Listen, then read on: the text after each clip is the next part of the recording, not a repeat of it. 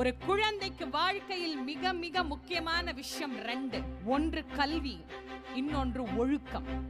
அந்த ஒழுக்கத்தில் பணிவு என்பது ஒன்று இருக்கிறது. அந்த பணிவை என்றைக்கும் வாழ்க்கையில் நீங்கள் யாரிடத்திலும் மறந்துவிடக்கூடாது. கற்றலின் பயன் என்ன?